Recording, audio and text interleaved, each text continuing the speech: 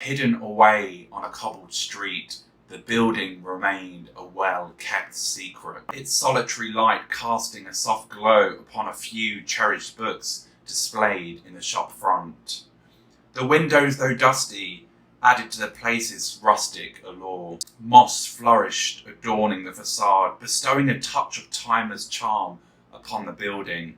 A crimson door bore a sign, a haven for the book lover's soul. Hey, what's up guys, and welcome back to IGCSE Success, your one-stop shop for everything first language English. First of all, how are we all doing? I hope you are all well, and if you're not well, that's okay too, but I hope things get better for you soon. It's certainly been a while. I've almost forgotten how to do this gig, but fingers crossed I'm not too rusty today. So today's video, as you probably guessed from the title down below, delves into the art of successful descriptive writing. We'll explore what makes descriptive writing truly outstanding and how you guys can hone your skills to make sure your descriptive writing shines brilliantly for paper 2 or component 4 if you are doing the coursework element. Now, I'm not going to lie, descriptive writing or writing to describe successfully can be quite a daunting challenge, even for us teachers. It demands a solid grasp of language, vocabulary, and various language and structural techniques for maximum impact. But as the saying goes, practice makes perfect. And reading, lots of reading. Honestly guys, it can be your secret weapon. So without further ado, let's dive right in and look at my top 5 tips for crafting a successful piece of descriptive writing. Now, number 1 is of course to use lots of sensory details / language. Use descriptive language that appeals to the senses, and whilst you don't have to use all of the senses, try to include lots of sensory details to create a really vivid sensory experience for the reader. Now, number 2 is use the show don't tell method. Now, I'm sure you've all heard your teachers go on about this particular method, but it really is key to bringing your images to life for the reader. Don't tell the reader it's raining, show them through your language and stylistic devices you choose to use. For example, it was raining heavily. The heavy rain poured from the heavens like a torrential waterfall, drenching everything in its path. Which do you think is more powerful? Now, my third tip is to use another method, and I call this one the photograph method. Now, to get a top mark, you have to include a range of different images with varieties of focus, well described images. And what you don't want to do is fall into the trap of treating descriptive writing as one static image with no movement. And well, to create a sense of movement, you want to use the photograph method. So your first paragraph, I like to call the wide angle shot. You might focus on a description of a particular building, the weather, things from afar. Now, your second paragraph is your first zoom in shot. You focus on a particular detail. Then, of course, your third paragraph is your third zoom in shot. Then you zoom in one last time, and your last paragraph should be your zoom out shot. Having a cyclical structure is always a nice way to end your descriptive writing. So you might return to your original wide angle shot, but maybe something is slightly different. Maybe the weather has taken a turn for the worse, or maybe people are leaving a particular place. And I'll show you the photograph method a little bit later on when I dissect a model response. Now, my fourth tip, and this is quite a big tip, and that's to use precise vocabulary choices. You have to think really carefully about the vocabulary that you choose to include in any descriptive writing that you do. And while ultimately successful descriptive writing relies heavily on vocabulary, which is why it's quite a tough gig if you're not the most voracious of readers. Of course, you want some ambitious vocabulary choices to impress Cambridge, but just make sure that they are suitable for the context and register of your piece. Effective vocabulary choices can really make or break your descriptive writing. And my last tip number 5, is to think about your sentence structures / types. You have to really think about the mechanics of your piece, the nuts and bolts, if you like, the things that glue your ideas, your words, everything together. And I would say that the type of sentences you choose to use to craft your piece, They're equally as important as your vocabulary choices. Yes, you want a range of simple, compound and complex sentences, and you want to vary your sentence openers, and maybe consider chucking the Grammar Rulebook 101 out the window momentarily and chucking in a few sentence fragments for effect. But don't do too many. Now, of course, there are lots of other things you need to consider, but I'll go through some of these when I unpick my own model response a little bit later on. So I think it's time to get on with today's lesson, writing to describe. So here's the lesson, writing to describe, looking at some general skills for paper 2 and indeed component 4. If you're doing the coursework component with paper 1 and you're not doing paper 2, hopefully this video will be just as useful for you guys as well. Now, first of all, it's probably sensible to unpick the mark scheme a little bit. Now, the mark scheme for the coursework component is slightly different. However, the skills are very much the same. So let's take a look at the first strand. You are marked on 2 strands, content and structure and style and accuracy. We're going to focus on what you guys need to do for a top band response because we're all aiming for a band 5, right? So let's take a read. Ideas and or experiences are well expressed and with excellent use of language to convey what is thought, felt and imagined. Structure is clear and well balanced and carefully organized for deliberate effect. And let's read the specific breakdown for descriptive writing. The description is strongly conveyed and consistently developed. Ideas, images and sensory details create a convincing and engaging overall picture with varieties of focus. So put simply, guys, can you write a piece that includes a range of well-developed images which focus on different things? Remember what I said before, you don't want to treat descriptive writing as something static. Can you include lots of sensory details that appeal to the different senses? And can you do that successfully to bring your images to life? And you want to make sure that what you are describing, there's a sense of realism. I think I've mentioned this plenty of times before in my descriptive writing videos. You want to avoid describing anything too outlandish, unbelievable.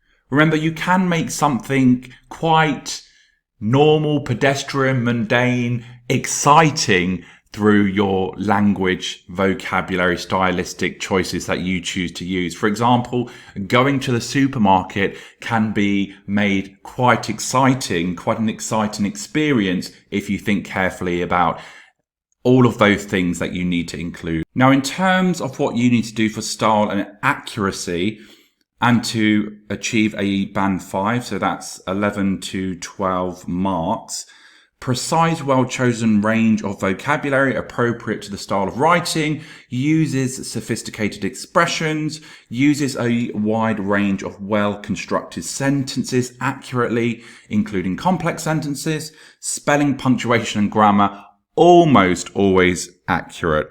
So, of course, can you use vocabulary for effect? Think about the adjective you use, the verbs, the adverbs, etc.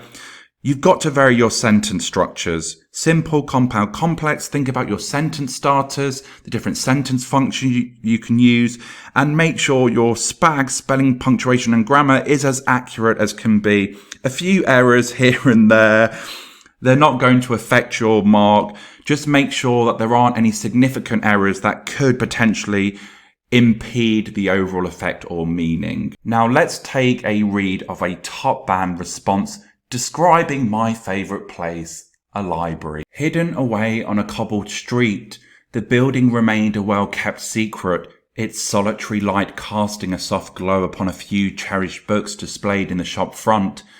The windows, though dusty, added to the place's rustic allure. Moss flourished, adorning the facade, bestowing a touch of timeless charm upon the building. A crimson door bore a sign, a haven for the book lover's soul.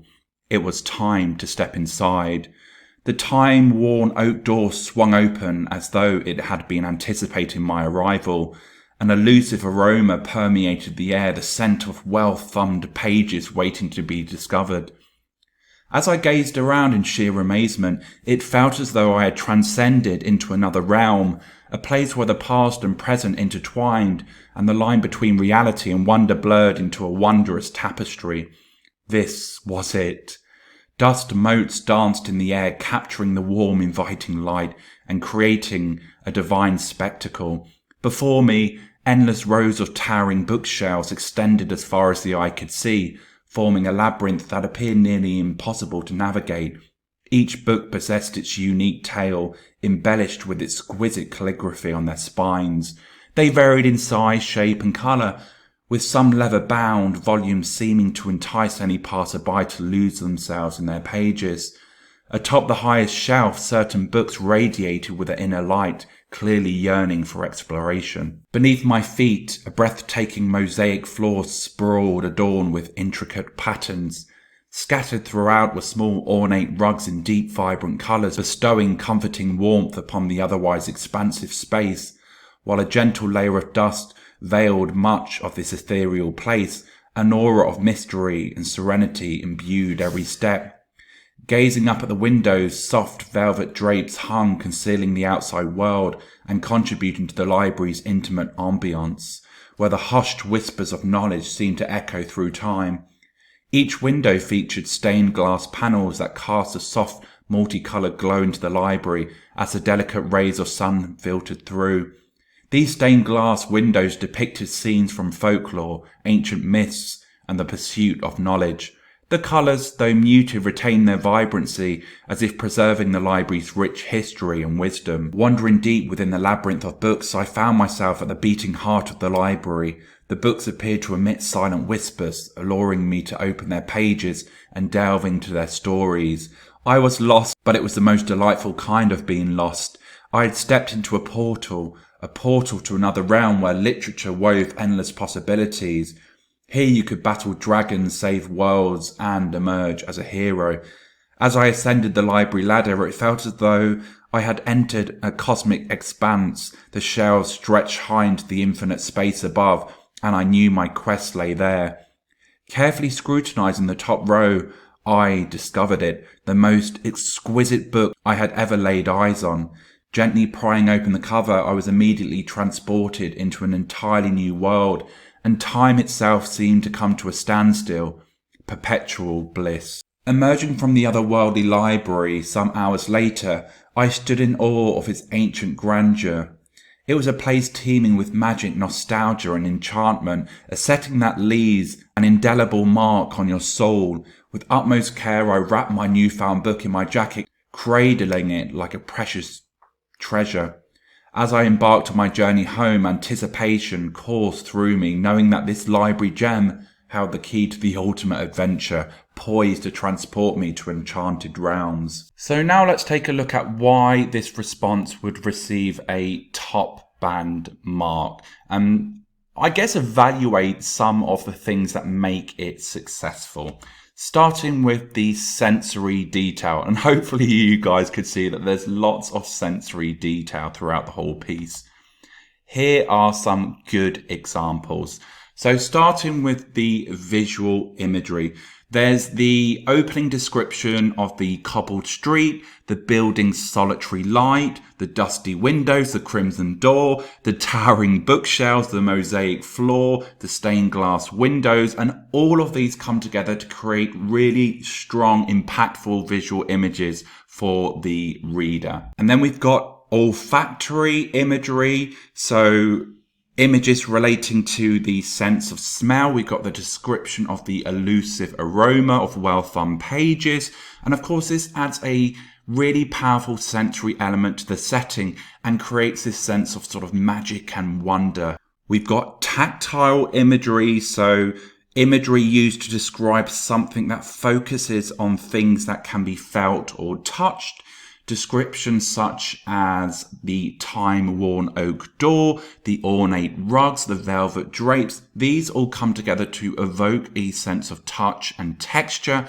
And of course, this allows the reader to feel the physical sensations in the environment. We even have a little bit of auditory imagery, phrases such as the hushed whispers of knowledge, and the idea that the books appeared to emit silent whispers, and of course these engaged the sense of hearing. And lastly, there's a little hint of gustatory imagery, for example in the phrase "an aroma of well-thumbed pages waiting to be discovered," which suggests the taste of the words and the stories hidden within the books. Now let's evaluate some of the language techniques which are successfully used throughout the piece. We've got similes, as though it had been anticipating my arrival. The simile here compares the action of the oak door swinging open to the anticipation of a living being. We've got lots of metaphor throughout the entire piece. For example, a place where the past and present intertwined and the line between reality and wonder blurred into a wondrous tapestry. The metaphor here very much comparing the blending of the past and present to the intertwining of threads in a tapestry. Secondly, we have "I had stepped into a portal," some lovely repetition there as well, to another realm where literature wove endless possibilities. Here, hopefully you can see that the library is metaphorically described as a portal to another realm. We've even got personification. Dust motes danced in the air, capturing the warm, inviting light. This personifies the dust motes by giving them this human-like action of dancing. Now let's take a look at some precise vocabulary choices used for effect. There's quite a few, but here are some really powerful vocabulary choices. So we've got that adjective solitary. Now the word solitary used to describe the light in the building conveys a sense of isolation and uniqueness. It very much suggests that the light is the only one of its kind, emphasizing the secrecy and exclusivity of this place.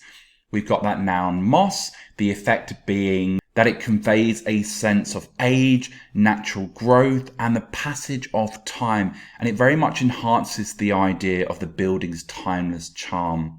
We've got that adjective, that colour crimson. Now the word crimson to describe the colour of the door is a vivid and precise choice. It not only provides a visual image here, but also adds a touch of richness and elegance to the description. It's not red, it's crimson.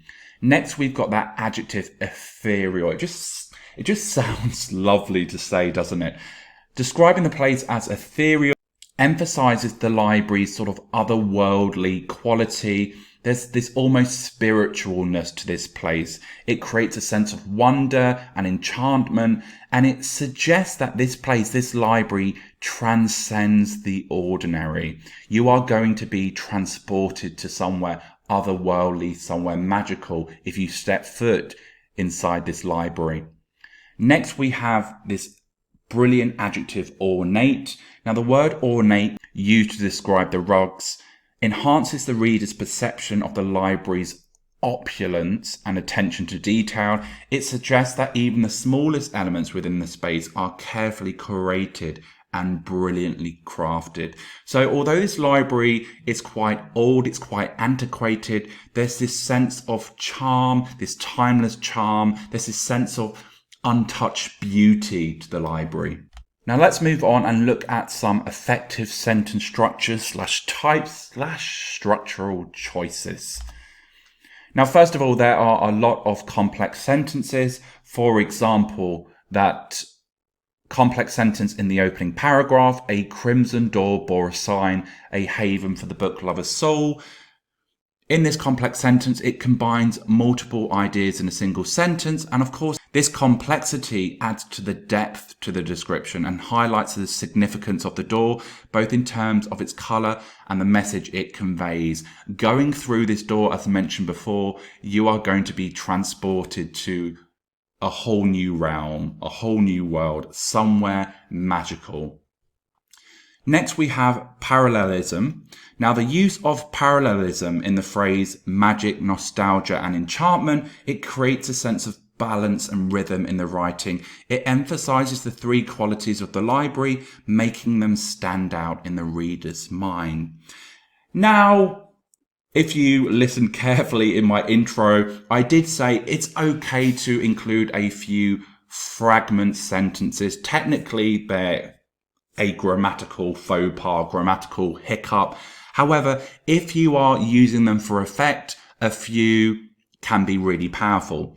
So a couple that I have used, This Was It and Perpetual Bliss. Okay, these are used for emphasis and to create a pause, allowing the reader to reflect on the significance of the moment. This adds drama and anticipation, and it breaks up those slightly longer paragraphs as well. It slows things down a little so we can really appreciate the imagery in each paragraph. Now let's take a look at a hypothetical and conditional statement I've used in my piece. Phrases like you could, that direct address there, you could battle dragons, save worlds, and emerge as a hero.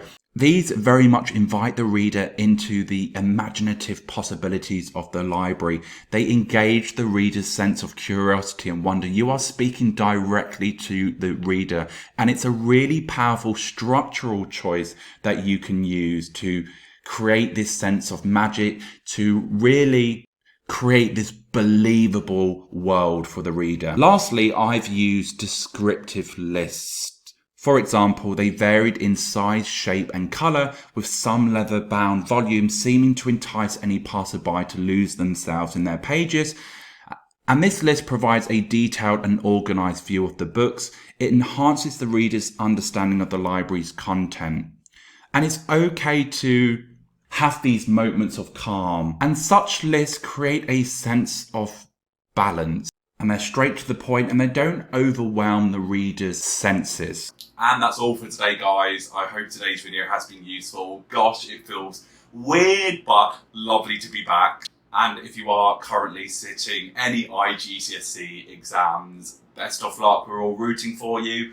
I will be back soon. It's been lovely as always, and that's all I have to say. So until next time, bye-bye.